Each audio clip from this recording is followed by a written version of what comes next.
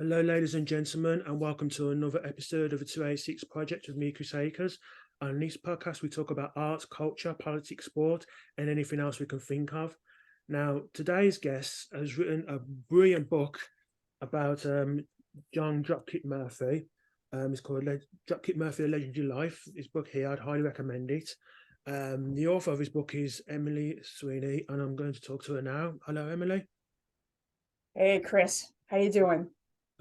Good. Really happy to finally interview you. Before we get into this, the subject of the book, can you just explain a little bit about yourself, i.e., how you became a writer, and what led you to write about this particular subject? Yeah. So my name's Emily Sweeney. I'm a reporter at the Boston Globe. I've been at the Globe now for just over 20 years.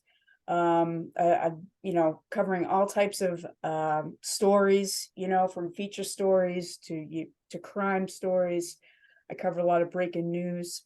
And in my spare time, I write books, and usually I write about organized crime. I have two other books out. They're both about organized crime.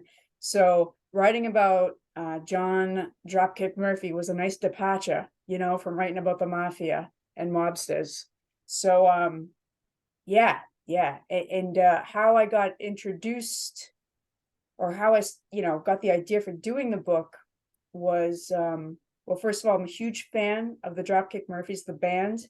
And when I moved out to the Metro West suburbs of right outside of Boston, I'm from Boston, born and raised, but when I moved out to the burbs, I started like hearing, people talking about, Dropkick Murphys, and come to find out that a restaurant where I was overhearing these conversations, called Crossroads in Acton, Massachusetts.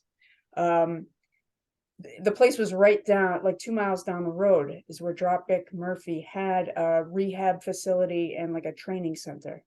Mhm. So yeah. Okay, okay, cool. So obviously, you just discussed there about the band, the Dropkick Murphys, Hmm. which is what most people probably associate with that name. And obviously, the lead singer actually wrote the foreword for the book as well. How Yeah. did that how did that actually come to be? Because obviously, I imagine he was interested because of subject matter, but it's one thing being interested, it's another approaching him and actually getting him to write the foreword.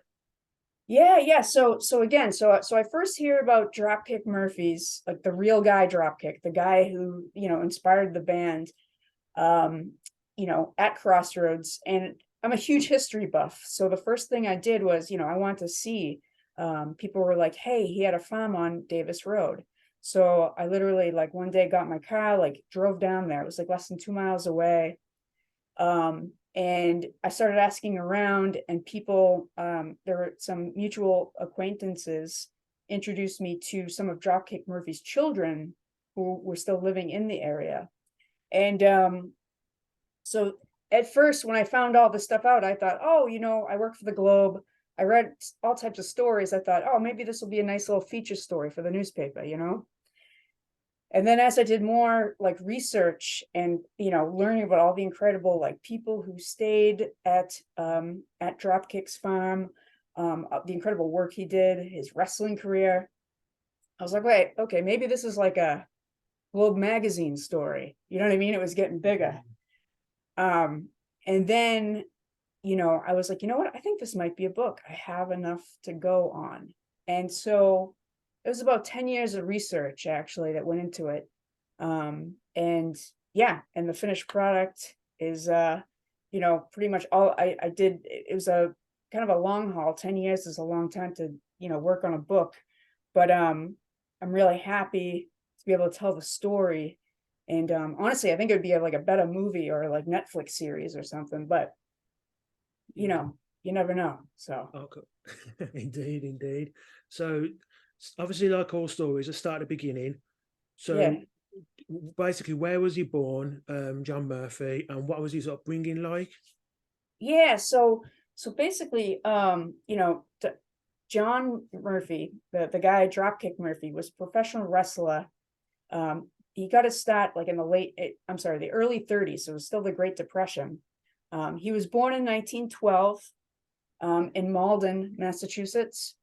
and he was raised and lived most of his young life in Medford, Massachusetts, which is like right next door to Malden. He went to Medford High School. He played football there. And, you know, one of the really first, like really interesting things I learned about him was, you know, here's this like big athletic guy. And I learned that he quit playing high school football because he wasn't, and this is like American football, you know, tackle football, not like soccer, like, you know, like real football, like, you know, like you guys call it. But so this is like American football, and he ended up quitting the team, and he ended up becoming the leader of the band, which is like, you know, that's a big switch, like from, you know, tackling people to like twirling a baton up in the air. And he twirled the baton so well. Now this is like high school student, okay? The Boston Globe wrote about him in the high school sports pages about how awesome his baton twirling skills were as like the leader of the band, you know what I mean? And I just thought it was like really interesting, and that was just like one little aspect of his young life that, like, you know, he kind of like followed, you know, he went to his own beat, like, you know what I mean? Like he ended up actually, you know, after quitting football in high school, going on to play for St. Anselm's College. So, you know, he was able to continue his football career, but it was professional wrestling that was, you know, wrestling, you know, was his true calling. And he ended up having a really long career in that. Okay, cool. So you talked about he played football at college level. Did he ever try to turn pro with that, or was it just a case of he decided just to leave it and then go on to do wrestling? Yeah, so you know, I'm not sure how, like, I mean, his stats in football weren't like, you know, crazy incredible or anything. He had a successful career at St. Anselm's. He ended up going to another school called Bucksport Seminary up in Maine, and then it was there he started wrestling. And soon after he graduated from there, or actually, I'm not even sure if he graduated, but he left. He ended up going to medical school for 4 years. He completed medical school. And during that time that he was enrolled in medical school, he was wrestling professionally at night, which, again, I thought was, you know, pretty incredible to be, you know, completing all 4 years of medical school and then, like, you know, being thrown around the ring at night. You know what I mean? Like, and then showing up for school the next day, I'm sure with like bumps and bruises and whatnot. So yeah. But he was a actual, you know, doctor. He received his a doctorate in osteopathy, so he was a DO. Yeah. Okay. So he does all the medical football, then he does the medicine, then he starts to go into wrestling. Well, he go into wrestling while he was doing his medical degree, Yep. medical training. How do you how did you get into wrestling back then? Because when I think wrestling of the type he was doing, it's WWE. And I imagine there's camps where you can do it or contact people. But how on earth would you get into something like that way back then? Yeah. So in school he started, you know, wrestling like you would think like regular like high school wrestling or things you would see in the Olympics. You know, amateur wrestling. And soon after that, he went to professional wrestling, which even back in the 1930s was kind of like WWE style. Okay. So you had guys who were dressed like, you know, they had like elaborate robes. Sometimes they had nicknames. The matches were, you know, very often scripted in some way.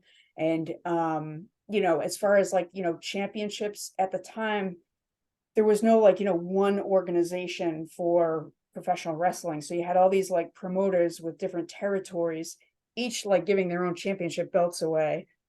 So it was very hard to keep track of, like, you know what I mean? Like, you know, who was an actual champion. It was, yeah. So he made the jump from amateur wrestling, you know, in school, you know, post grad, this is like after high school, to professional wrestling. And again, I was surprised too, like in the 1930s, to see like all like the nicknames and everything, and the colorful costumery that they had. You know, it just reminded me of like, you know, the wrestling that I watched, you know, growing up as a kid. So it was kind of cool to learn about it. Was it wrestling that was on TV or reported on a lot on, or was it just something that was specific to the actual area he fought in? Yeah. So he started the earliest match I could find where Dropkick Murphy, you know, was on the card was 1933. Hmm. And so around that time, so he was pretty young, and back then, the matches were, they were trying to draw like people to come, you know what I mean, like show up in person. One of the early matches he had were at like the Mechanics Hall building, which was in downtown Boston. And the matches would be covered by the newspapers. The next day you could often see results, and often the results were reported all over the country too, in the sports pages. So they received some regional coverage, but also national coverage as well. And from there, the 30s, he wrestled throughout the 30s into the 40s, and he got asked to wrestle at bigger and bigger venues, at other places all over the country. And yeah, he had a pretty lucrative career. I mean, he could have easily started his own practice as a doctor, but the fact that he continued wrestling, I safe to assume, he was making pretty good money. I found a letter that he wrote, in fact, to some wrestling promoter was trying to get him back, saying like, hey, come back, you know what I mean? Like wrestle again. And Murphy wrote back like, thanks, but no thanks. Thanks to promoters like you, I was able to, save up money and buy this farm out in Acton. So, he then around that time, turned his focus towards running, it was called Bellows Farm. And it was like I said, a rehab, kind of like a detox center, and also a physical fitness training center that was not only open to professional athletes, but also to the general public as well. Okay. So before obviously we get to the farm, because obviously that's the next stage of his life. Oh yeah. Because a couple of things. So wrestling in the 30s and 40s, was there a gap because of the war? Was he actually called up, or did he just escape the draft?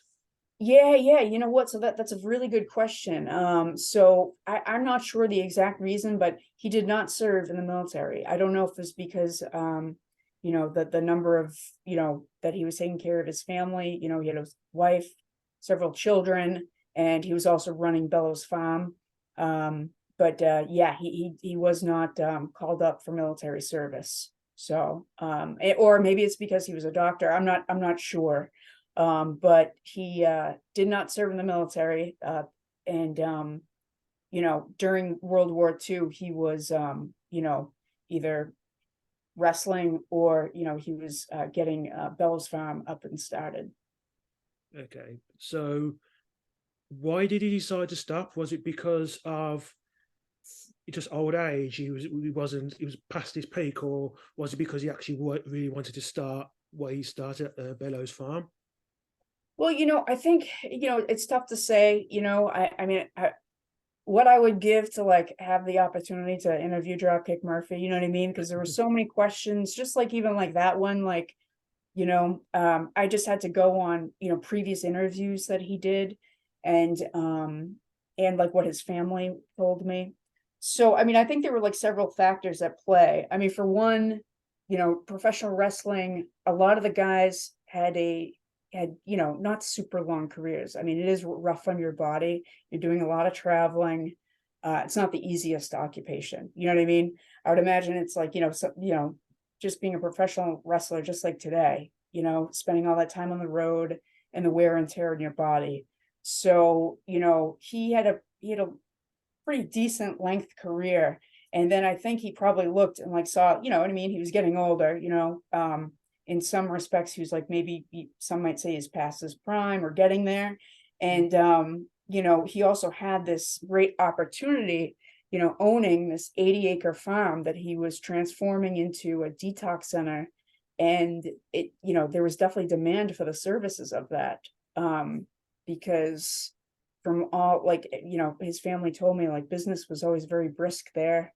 There were, they seemed to have a very steady flow. There was no shortage of clients or patients. And yeah, so I think it was like several factors. He probably looked, you know what I mean? He had a great opportunity and wanted to, you know, focus his efforts on building that business. And also too, the gymnasium that he had on the property had you know, regulation size boxing ring and all state of the art, you know, state of the art at the time, fitness equipment. And you know, in the 1940s, like he put out ads in the local papers saying, you know, Dropkick Murphys Gymnasium open to the public. He was offering like, you know, personal training and fitness classes. And this was like the 1940s, you know, which is, you know, you know, it was just another way of like, I think that like Dropkick was, you know, kind of ahead of his time, you know. So he buys this farm. Obviously, he does what you just described, but it's almost also a detox center for like alcoholics, people classified as alcoholics. Before going to specifics of the farm, how was alcoholism seen at that time in the US? Was it seen as something where it was basically their fault, or was it starting to be seen as an actual illness? Yeah, that's a really good, you know, it's interesting. I think like at that point of time, so, you know, the country, when Dropkick first started his wrestling career, he started right around the end of Prohibition, you know, so from 1920 to 1933 in the United States, alcoholic beverages, the transport, the sale of them was illegal, you know, and so a lot of people, you know, it became harder, alcohol became harder to come by. It also led to a huge rise in organized crime, you know, because obviously, you know, people kept drinking, like even though it was illegal, there was definitely demand for liquor. Just because it was off the store shelves didn't mean like people weren't still drinking. So it was, you know, so it was kind of like a really interesting time because you know, there were very strong feelings about, you know, for the United States to even have, you know, completely prohibit alcohol, like, you know what I mean? I mean, that's like huge. I mean, it was definitely looked on, you know, alcoholism was looked as a problem, but a problem that like people didn't have the answer to, you know? So like 1933, liquor becomes, you know, I mean, alcoholic beverages become legal again.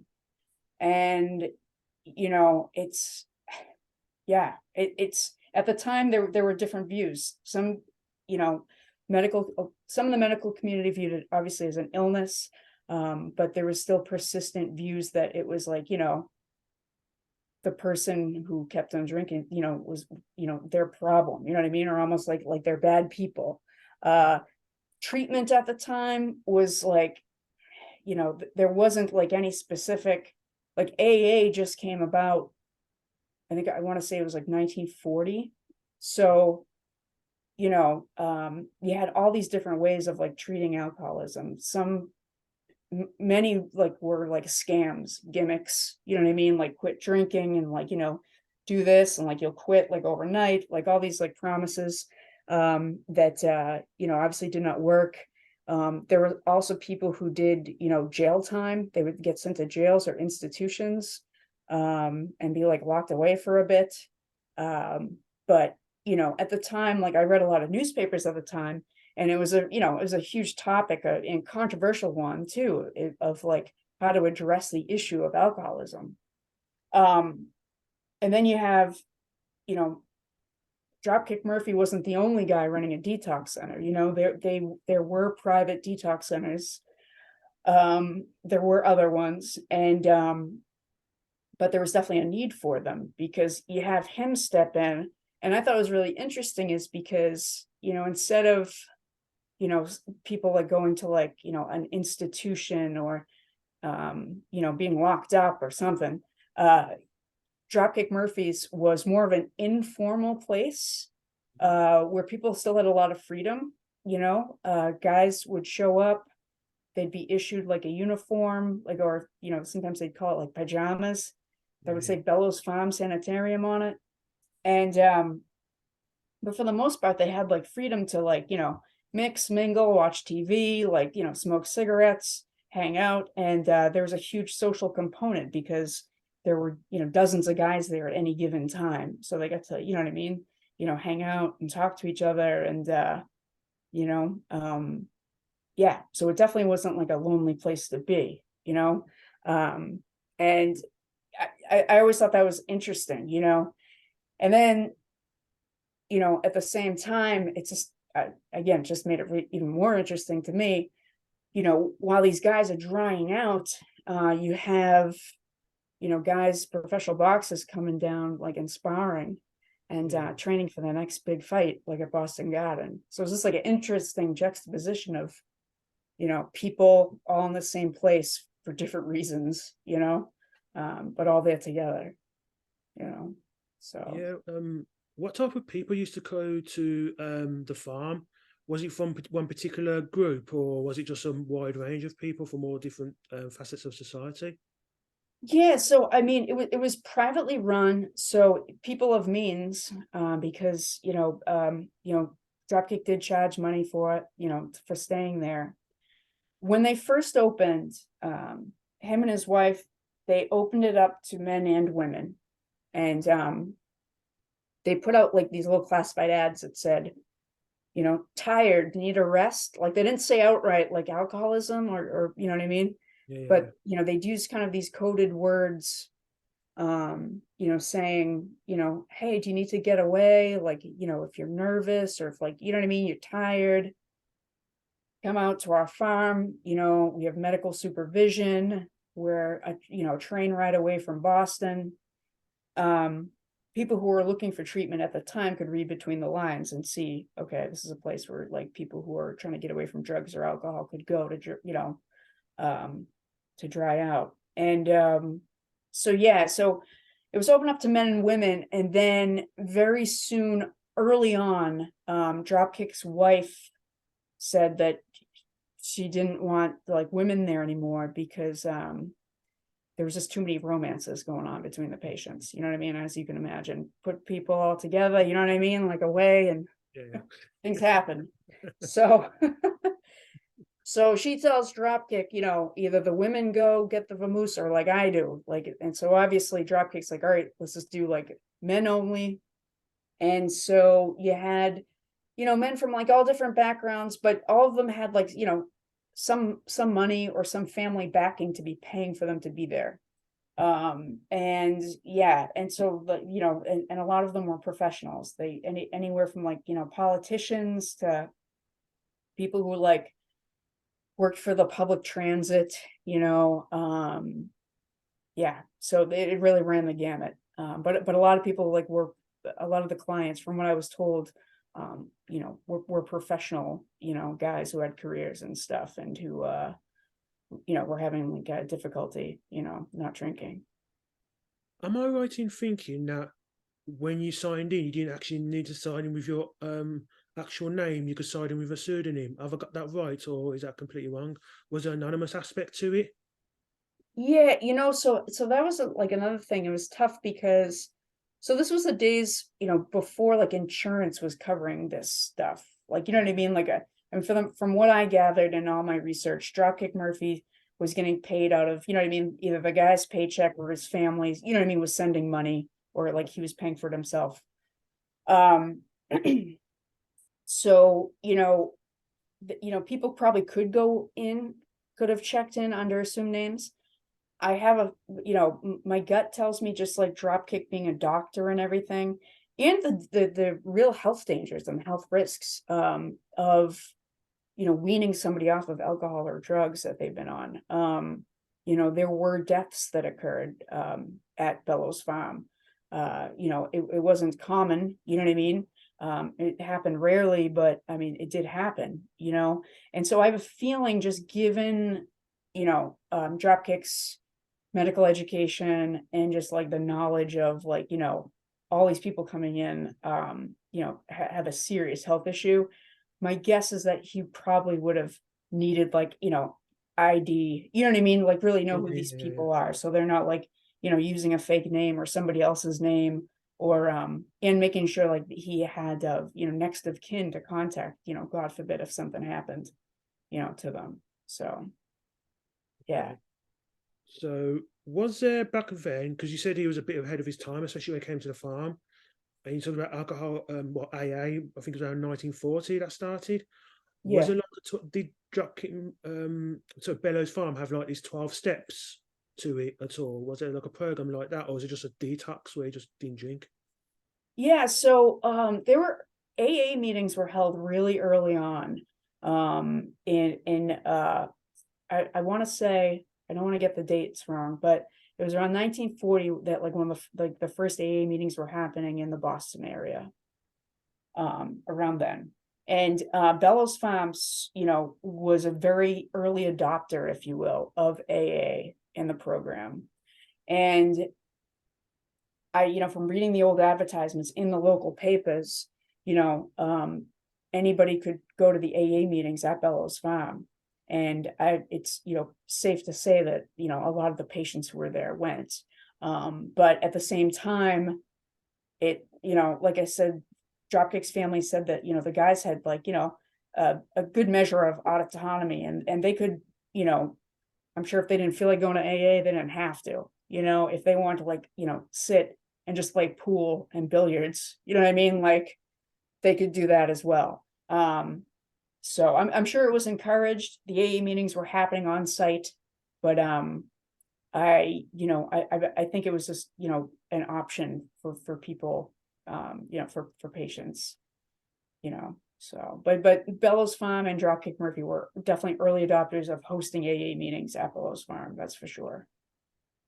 Didn't patients, and I'm laughing because of what I'm about to say, didn't they try to sneak alcohol in and then try and hide it in some unusual places on the farm? Yes.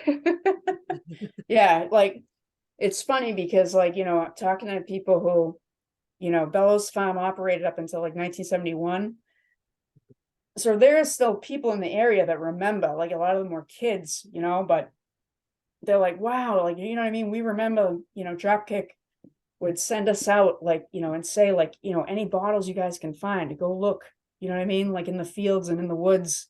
Because what would happen is that, some of the guys before they would get checked in, they might take a drive and they might hide some bottles like in the old like cobblestone, like the farm stone walls, you know what I mean? They might like they hid them everywhere, I was told, you know what I mean?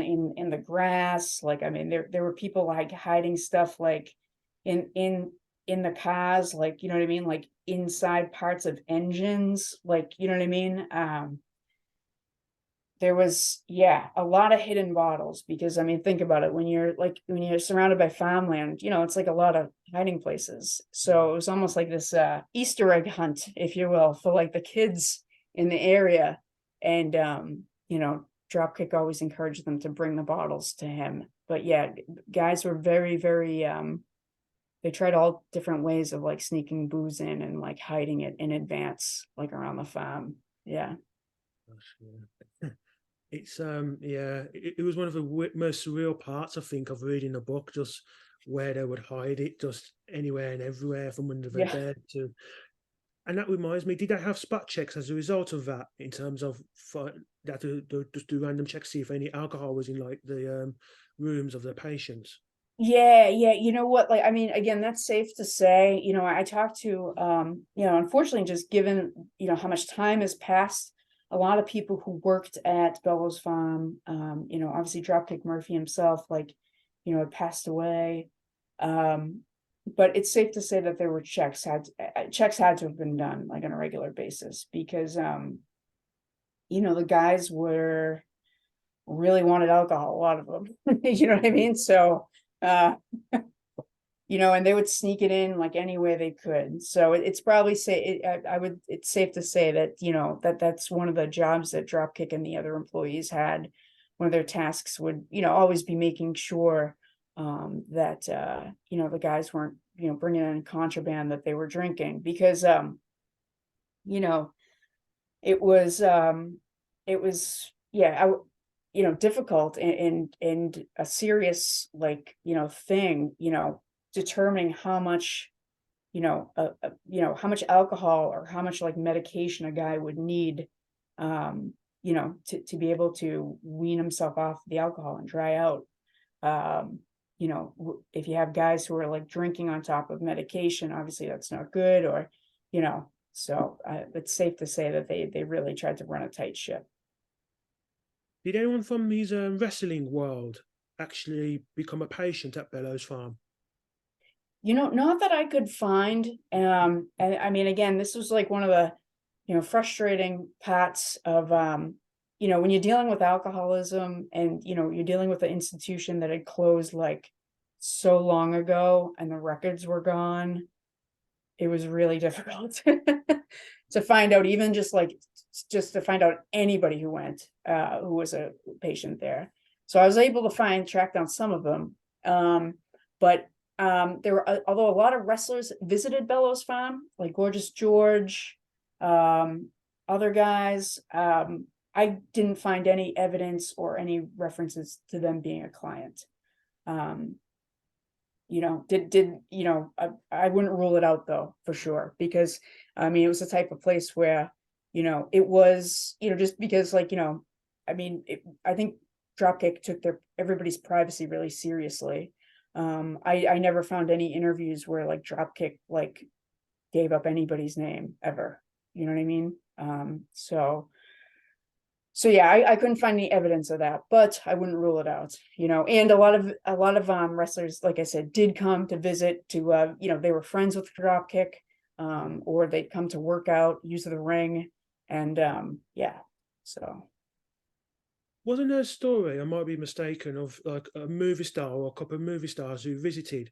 They weren't actually detoxing, but they just visited the home just to see what the farm, see what it was like. Yeah. So Jackie Gleason, who was like, huge actor, Hollywood actor from back in the day.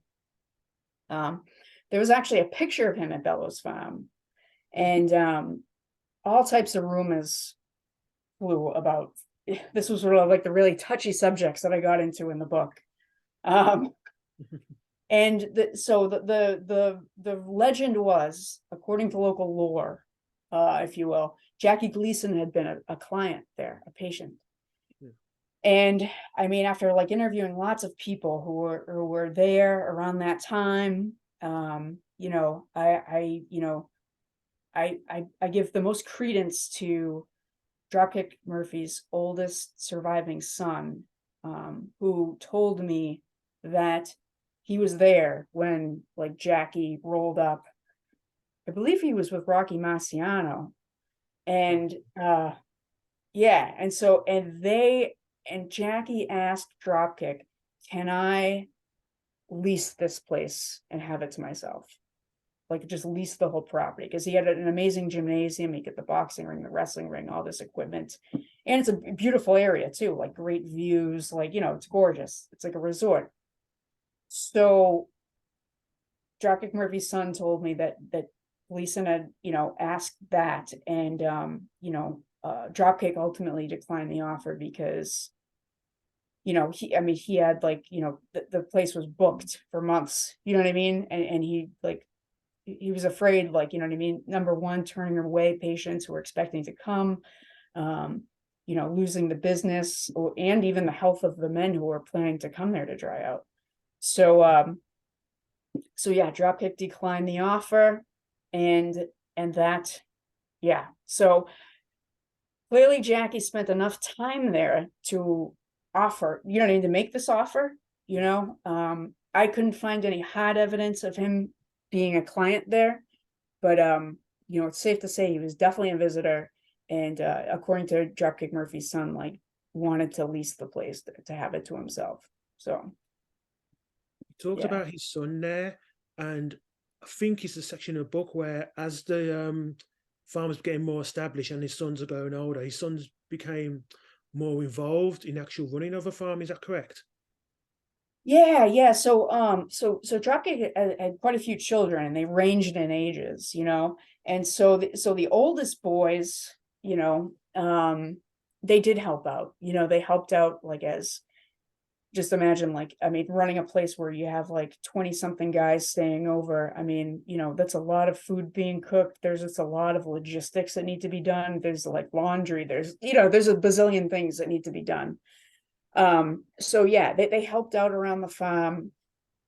And also a couple, would sometimes, I was told, like, pick up guys, because sometimes guys would be in no condition to drive. So they would go, literally pick up a guy, like, from wherever he was, and bring him to Bellows Farm.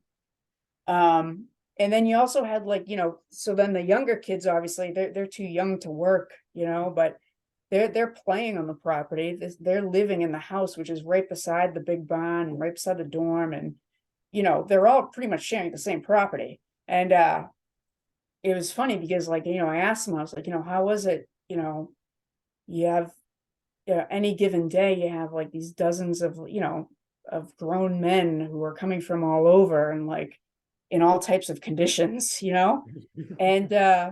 and each one of his kids, had told me that they never had a problem with any of the guys, that the guys always treated them with respect and kindness. And Dropkick Murphy even, he said in an interview, right before Bellows Farm was closing, he said that he said the same thing, that his children, like the men always treated his kids well, and obviously wouldn't tolerate for anything less than that.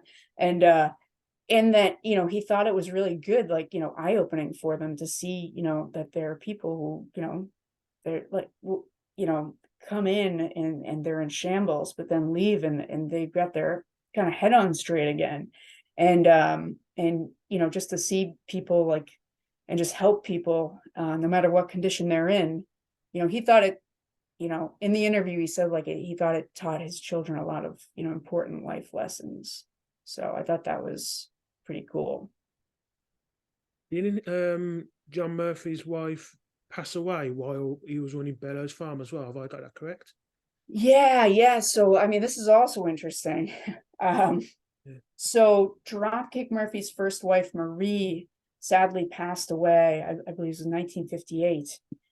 And, they had a few children, and Dropkick actually ended up marrying her sister.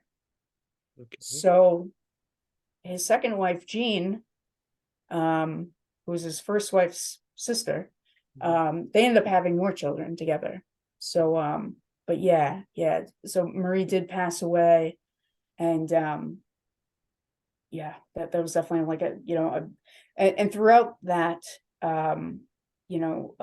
Bellows Farm kept operating.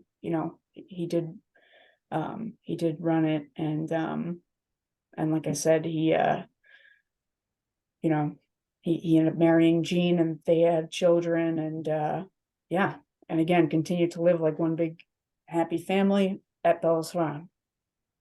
Okay. Obviously you've mentioned a couple of times already, but Bellows Farm closed in 1971. Why did it close down? Yeah, so that's another thing.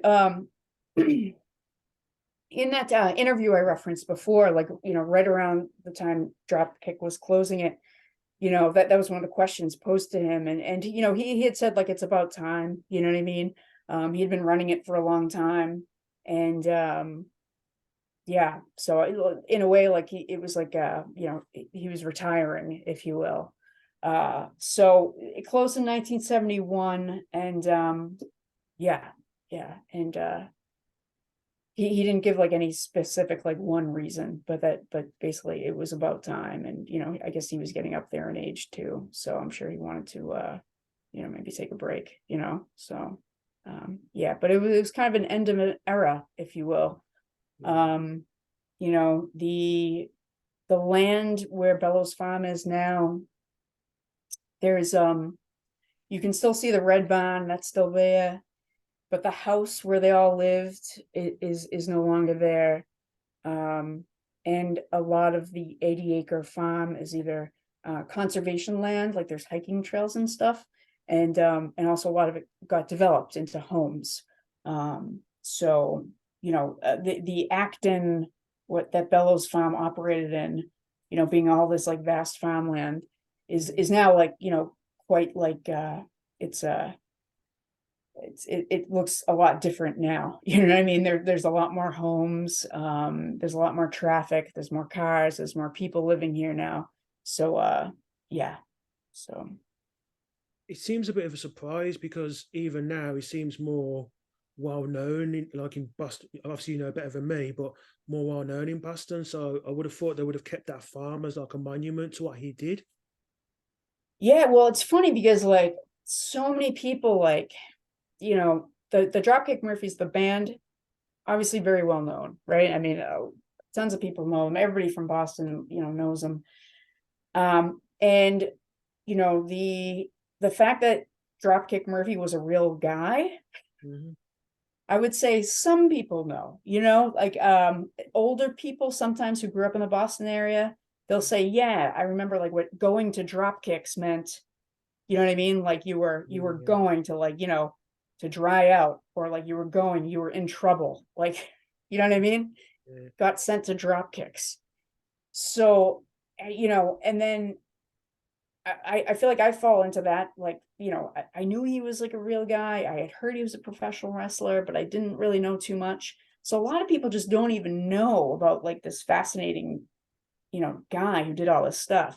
And then on top of that, Bellows Farm, where he did have the detox center, when I again started doing the research for the book, I found two books written by, established authors. One book said that the facility that Bellows Farm was in Athol, which is a completely different town, really far away. Another said it was in Fitchburg, which again isn't true. So it was like kind of like this legendary, like even the when I was talking to Ken Casey, for the longest time he didn't even know the location of Bellows Farm. It was just something that wasn't really widely known, or at least if it was, like, time had erased it. And to this day, if you drive up Davis Road, if you didn't know, like if you haven't like read the book or you didn't know, you wouldn't know. Like you just drive past and you're like, oh wow, it's like, you know what I mean? The bonds kind of set in. You wouldn't even know what to look for.